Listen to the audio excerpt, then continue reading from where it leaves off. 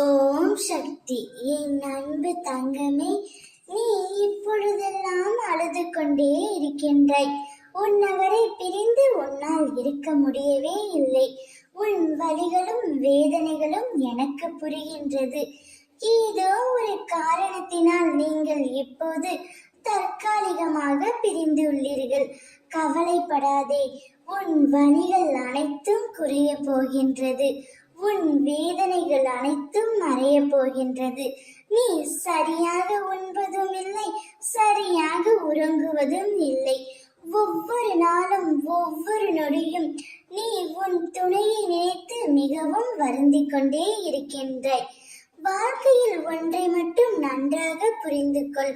தேடலை குறைத்துக் கொள்ள வேண்டும். அப்போதுதான் நிம்மதியாக இருக்க முடியும். எதிர்பார்ப்பை தொலைத்துவிட வேண்டும். அப்போதுதான் மகிழ்ச்சியாக இருக்க முடியும். அதிகமாக பேசுவதை நிறுத்திக் கொள்ள வேண்டும்.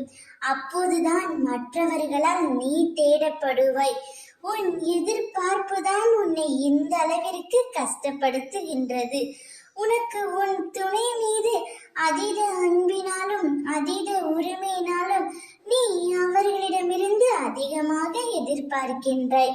ஆனால் அதை பூர்த்தி செய்ய முடியாத சூழ்நிலையால் உங்களுக்குள் சண்டையும் மன வருத்தம் ஏற்படுகின்றது. அப்படி மன வருத்தம் ஏற்பட்டதினால் தற்பொழுது பிரிந்து தவித்து வருகிறீர்கள். கவலை கொள்ளாதே தங்கமே, உன்னுடைய கஷ்ட காலம் அனைத்தும் முடிய போகின்றது. வாழ்க்கையிலும் சரி, வார்த்தையிலும் சரி, பொறுமை மிகவும் அவசியம். பொறுமையாக இருந்தால் மட்டுமே உனக்கு பிடித்த உறவுடன் நீண்ட காலம் சந்தோஷமாகவும் மகிழ்ச்சியாகவும் உன்னால் வாழ முடியும். நீ உன் துணையை பிரிந்து கஷ்டப்படுவதை மற்றவர்களிடம் சொல்லிக் கொண்டே இருக்கிறாய்.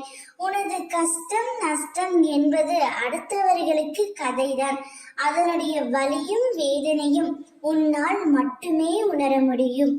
உன் மனதில் உள்ள கஷ்டத்தையும் உன் மனதில் உள்ள எண்ணங்களையும் அடுத்தவர்களிடம் சொல்லி ஆறுதல் தேடாமல் உன் துணையிடம் மனம் விட்டு பேசு. இப்பொழுது நீ பிரிந்து இருப்பதை நினைத்து வருத்தப்படாதே. திடீர் திருப்பமாக, எதிர்பாராத விதமாக உன் மனம் விரும்பிய உன் துணையிடமிருந்து அழைப்பு வரும். அப்பொழுது உன் மனதில் உள்ளதை நீ வெளிப்படையாக பேசு. நீ மனம் விட்டு பேசினாலே போதும். வாழ்க்கையில் எந்தவித பிரச்சனைகளும் இல்லாமல் வாழ்க்கை மிகவும் சுமூகமாக இருக்கும். உன்னவரிடமிருந்து அழைப்பும் நற்செய்தியும் வரும்.